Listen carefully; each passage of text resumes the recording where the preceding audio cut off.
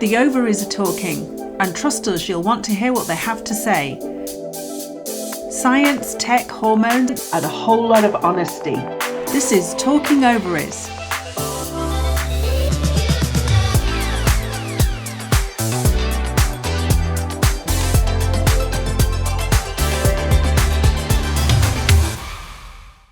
Hi, welcome to the Talking Ovaries, the space where we talk about women's health, hormone, tech, and much more. But we always focus on real life experiences and our real life experiences. We also look at the fact that when ovaries talk, even though we have ups and downs, a little bit of cramping and lots of emotions, we still want to be heard. And that's the aim of the Talking Ovaries. Tanya, why do we need this channel? So many reasons, Judith. I'm so excited to be here. There's so much that we need to talk about in this channel, especially when it comes to women's health, because for so long, it just has not been a priority. Most of the medical research, most of the devices, everything has been based on the male body. And luckily, we're now at a time that is changing. Women are actually raising their voices, and we're starting to inflict change, which means that now we're finally starting to see attention being paid to female health and female biology. And with all that comes a lot of information and a lot of confusion. Now, there's a lot of information out there from the medical perspective, but there isn't a lot of information out there about everything else, right? The devices, the products, your data, the technology, software, there's policy, there's all kinds of stuff that we need to talk about, and that's what we're going to talk about. More or less, the non-medical stuff associated with women's health. You think that's a good idea? Yeah, I do, and I think you're absolutely right to talk about there is medical information out about perimenopause and menopause. But one of the things that you and I often talk about is the gaps, the medical gaps for women. And there are lots of areas where women have been treated as mini men, and we don't have anything against men. It's just we love men. We love men. We do. But I think that there are lots of situations where women are told that we're too difficult to do medical research on. For example, if I think about some of the things that I've been involved with heart and stroke health, and the fact that women are often misdiagnosed because we present differently to men. We don't have the same symptoms when we're having some kind of heart event. 78% of early heart attacks in women are missed because the research is just not there. And as you mentioned earlier on, around 10% of medical research dollars are guided towards women. And most of that is done during the times when we are fertile rather than not, our reproducing years. Right. Also, prescription medications, oftentimes there are challenges around that because the dosages or the type of medication that's being used has been tested on males or men, and so therefore the medication may not work as well or may cause side effects that are different for women. So I think this assumption that we are smaller men, it has been something that's created a lot of issues for women. And we also have to put into play in all of that the importance of women's hormones, the estrogen, the progesterone, and the testosterone, where that's created some medical gaps too. And I know for you, Tanya, when we look at medical devices, I'm sure you can comment on the medical gaps in that area. Yeah, I mean, I don't know. I feel like the whole study of women's biology has just been a miss because we've been and I understand why, right? As an engineer and scientist, I understand that you in order to prove that something causes something else, you have to keep the variables manageable. You have to keep things simple. And us women, we're not simple. We're complex creatures. So for the most part, they've been trying to remove our cycles, our hormones are what makes us complex, but our cycles are really the one dynamic thing that is our constant. And, the medical community has tried to remove that because it just makes things complicated to study. But, I like to put it like, it's like trying to study the ocean tides without considering the moon, right? You're not going to get to the right answer. And the moon is complicated and cyclical, and so are we. Maybe we're the moon. I don't know. But anyway, so, and that has come across in many things. So now, for example, there's this whole discussion about what should we test when it comes to women's health. And we really don't have a lot of the right devices, the right tests, the right tools to properly test, how different things affect women's biology. So that's an area that I think we're going to talk a lot about. Like for example, even to test, your hormone levels, everybody in the medical community is saying, well, it's not worth testing your hormones because it's just a point in time and because they're constantly changing. It doesn't tell you anything. Yes, I completely agree that that's the right thing to say now, that maybe a test is not going to give you the whole story. But then why don't we have something where we can actually measure our hormones continuously? Because that is what we need. And don't tell me we don't have the technology to do it. We do. We just have to get companies to actually work on it, prioritize it, and get it done. So yeah, so these are the things that we're going to be talking about, what's coming. There are companies doing this already, which is great. So I'm very excited to be able to share this with our audience, that we'll be talking about all kinds of exciting new innovations coming on women's health. I completely agree with you. And I think that sometimes we can look at women's health as being quite a dark picture, but it's not. I think that one of the things that I want to explore with our audience is the fact that lots of information is being produced and there is data out there that is moving things forward. Even you and I having Talking Ovaries and coming onto these kind of platforms where we're encouraging women to talk about and to listen to lots of information that's out there. There are lots of women innovators, you're one of them, that are looking at product design and looking at pelvic health, perimenopause and menopause, and even down to pharmaceuticals and supplements, where we're moving forward with that too. And I think one of the things I've learned from you has been the influence of FemTech, a phrase that I hadn't even thought about before. And we're all aware of things like the wearables. And one of the things I really want to be able to do for each episode that we produce is to focus on a specific area and tell our audience about our real life experience with some of these areas, whether that be a wearable device, whether that be our experiences with perimenopause and menopause, or whether that be use of medications. I think there are lots of areas where you and I can offer some insight into that. What are you thinking that you're wanting to explore within Talking Ovaries? The biggest thing that I want to talk about is actually data. Data is one of my things. And you're right that we have a lot more data now, but we need so much more of it. I think most of our data models when it comes to women's health right now, again, they're based on the male physiology, not on women's biology. And what scares me, frankly, is that now that as AI is coming on board, we are already training these models to service women on data that's only based on men. It doesn't represent them, right? So, and again, given my background, I know that once these things get out there and we have automated tools that are telling you things that are not true, trying to undo that is going to be very, very difficult. And I do think that as women in general, we actually need to collectively come to a decision as to what are we going to do with our data, and how do we protect it, how do we manage it, who do we give it to, how do we, where do we keep it? Those are the things that we need to talk about. I'm very excited to be able to talk about that.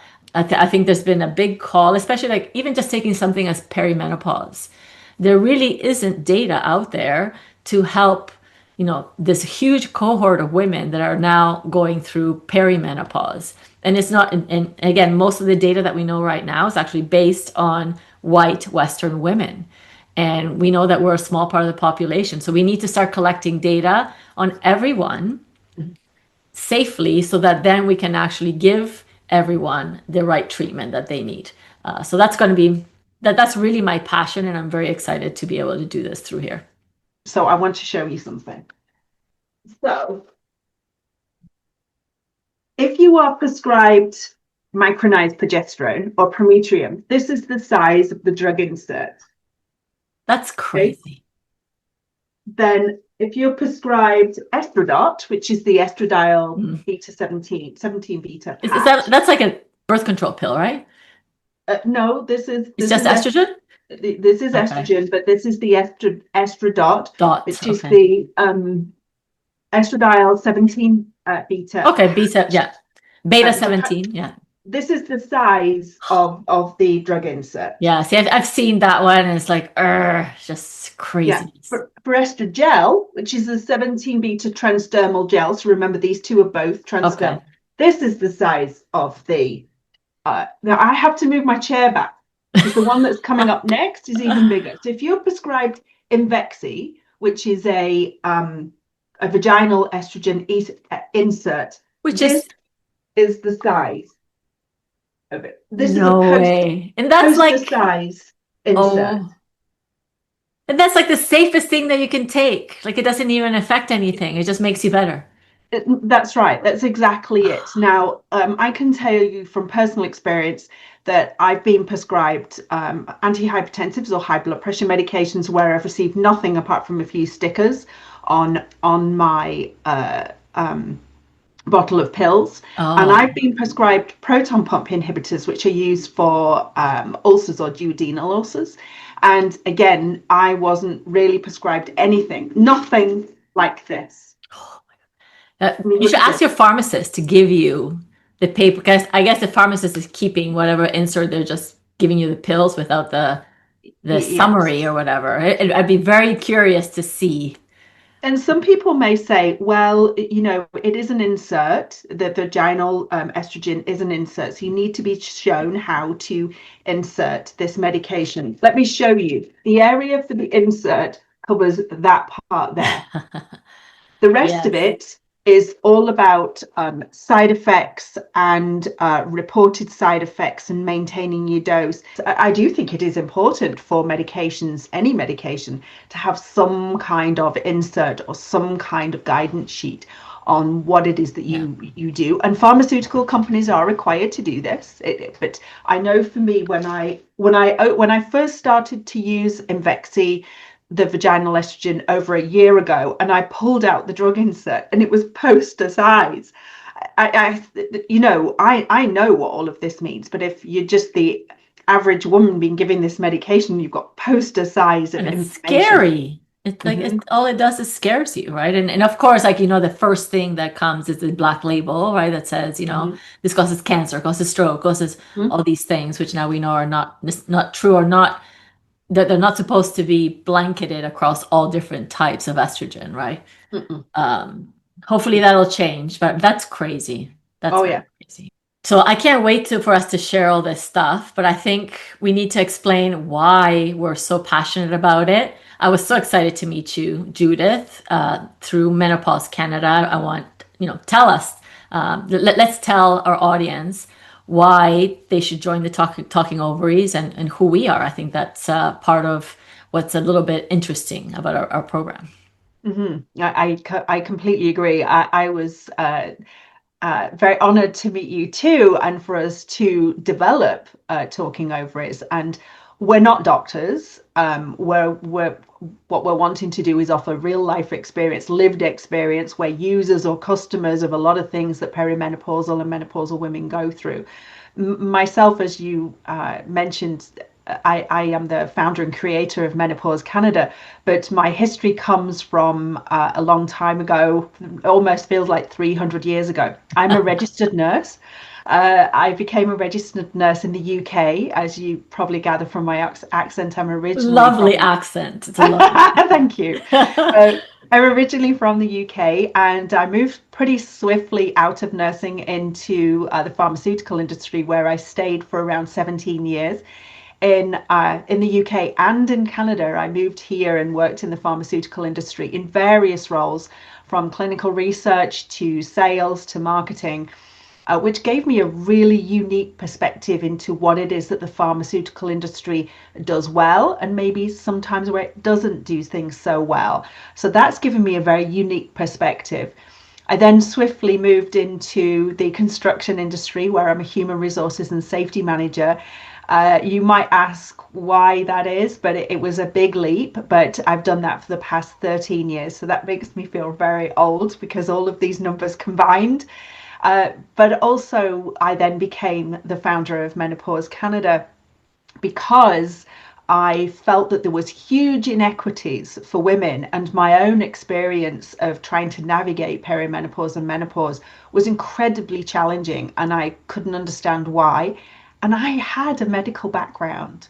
I understood a lot of these things, but I just couldn't navigate this because of some of the symptoms that I was having. So I think What were your top symptoms since we're talking about it? I mean, I did have changes to my periods. I didn't have hot flashes. I did have night sweats, but it was really the cognitive and the mental issues that caused me a lot of problems. The brain fog, the lack of focus, the not being able to remember words. Let's face it, I can tell you during perimenopause, I wouldn't have been able to do this. I wouldn't have been able to think straight enough to be able to do it. The insomnia was awful, and to be honest, still remains a real challenge for me. But I know that that because of women like us, and also being able to try and find information myself, I was able to navigate through it. My life is very different now. And then to add to all of this, I am a mum. I was a single parent for many years to my daughter Jade, and she's now living in the UK. She did a degree there, and she's living and working in the UK. So we find it really funny that the UK, the Brit is living in Canada, and the Canadian is Yes. living There you go. in the UK. But I think for me, the aims that I've always had with Menopause Canada is to try and make information as accessible as possible and to as easy to communicate as possible.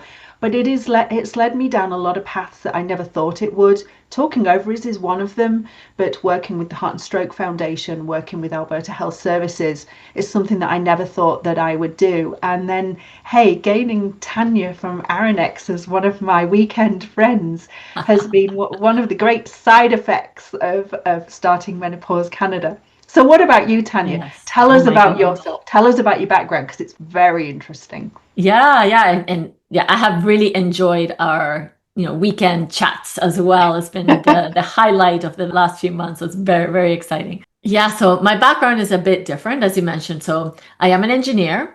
I started my career in the high tech world, mostly electronics, manufacturing, and product development, and then Wow. moved into semiconductors. So I spent many years doing that. And then I switched into software development and also working with large companies to implement these large software systems, which then actually is where my passion for data came, because that's everything when companies work, how they sell their products, everything is about data. And so I have a very deep understanding of data, not in the sense that most people understand. It's more about how it's structured, how you save it, how you use it from a software context. So that's why I think I bring a bit of a unique perspective when it comes to women's health, because data is now becoming a big factor in women's health. Mhm. And I've been I'm a multi-time entrepreneur. I've had two companies before, and then menopause hit. And similar to you, I didn't have your traditional hot flash. I didn't have a single hot flash, but I had debilitating joint pain. I Mm. had the brain fog that I couldn't think, and I had exhaustion. Like I couldn't get out of bed. Couldn't get out of bed. If I got out of bed, I would work for a couple of hours, and I had to take a nap. I'm a marathon runner, and I couldn't finish, never mind a 20K run. I couldn't finish a 5K run without feeling that, why, like I had nothing in the tank. And it took years to figure out that it was actually menopause. And it was me who figured it out. It wasn't my doctor. I kept going in and, circling in and out of doctor's visits.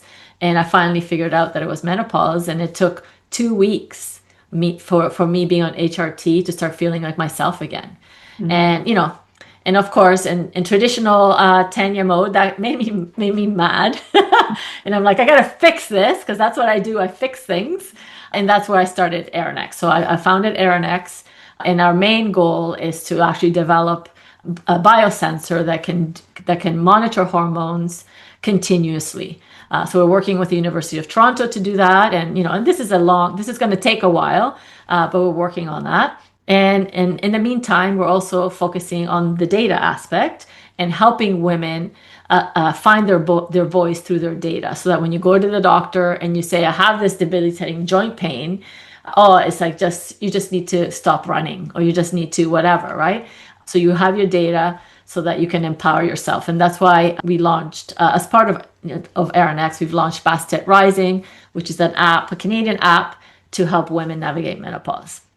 So yeah, and now again, like you, it's led to all kinds of very interesting things. I've met so many interesting people, and you being like at the top of my list. And I'm so excited to be working with you and our discussions, and to be launching Talking Ovaries, because I think we're going to be talking about so many important things. And I'm very excited. Yeah, I thank you for that. I think that one of the things that I constantly think about is, I wish I'd have known that. I wish I'd have known that, and I'm sure you feel the same. Yeah. If I can share some of the things, I wish I'd have known that there were other symptoms than my period stopping and hot flashes. And I wish I'd have known to do some of these things earlier. I feel a lot of times like the horse has bolted, and I wish I'd have known. I don't know about whether you feel the same way, Tanya. Oh, About things you wish you'd have known. Yeah, no, and I mean, my symptoms escalated at the time where I was actually in the process of trying to save the second company that I'd started, and I was stressed, right? Because I had 8 people working for me, who I would have to let go. I had, and I had never failed at anything, and I really felt like something that was, how can this happen? Because we had invested quite a bit of money into the second venture, and I thought it was just stress. But I also realized that the decision making process, and actually my state, affected sort of my relationships at the time. And that's what I regret the most, is that if I had known, or if they could have seen that this was not me, that it was something else going on, I think it would have changed a lot of things. So yes, I do wish that I had known.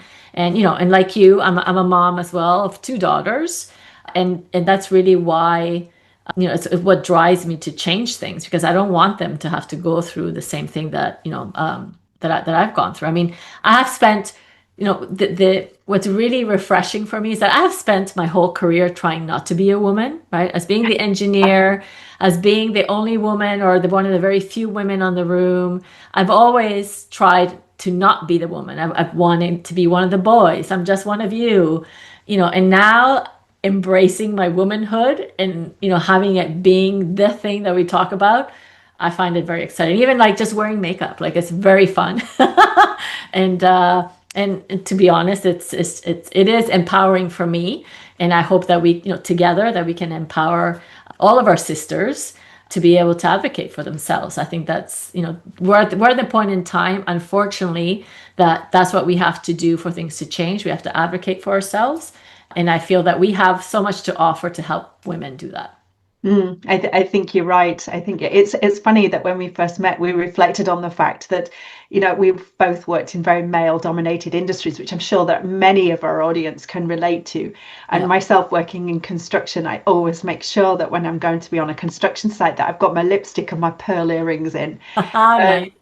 Just to celebrate the fact. But having said all of that, it is very difficult, and I know for a lot of women in midlife, it's very difficult to advocate for yourself, particularly when you don't feel like you have the knowledge. So I think for Talking Ovaries, we want to be able to open up that conversation, to provide our audience with the knowledge and then the power to be able to advocate for themselves. And I think that's something that we're trying to reflect in every episode that we create, is that conversation, the knowledge, and the power to be able to advocate for yourself in whatever situation you're in, whether that be in front of a healthcare provider, or whether that be with your family, or whether that be with work. It can be in all kinds of areas. So we would invite you to subscribe, to comment. We'd love to have your questions if there's something that you want us to cover, and to join our discussion.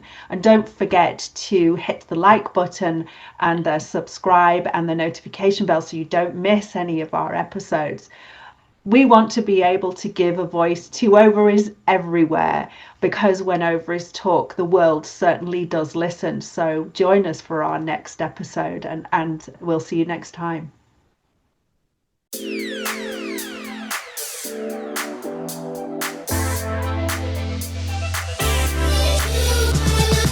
Talking Ovaries is here for information and empowerment, but not medical advice. We recommend discussing all aspects of your health with your healthcare provider. If you'd like to be part of Talking Ovaries, hit the like and subscribe button along with the notification bell. Or you can show us some love by writing us a review and sharing this episode with the people in your life. Talking Ovaries is written, created and produced by Tanya, Lindsay and Judith Pringle. You can stay up to date with the Talking Ovaries by signing up for our newsletter and following us on Instagram, Facebook and LinkedIn. We read every review and email. This material is protected by copyright.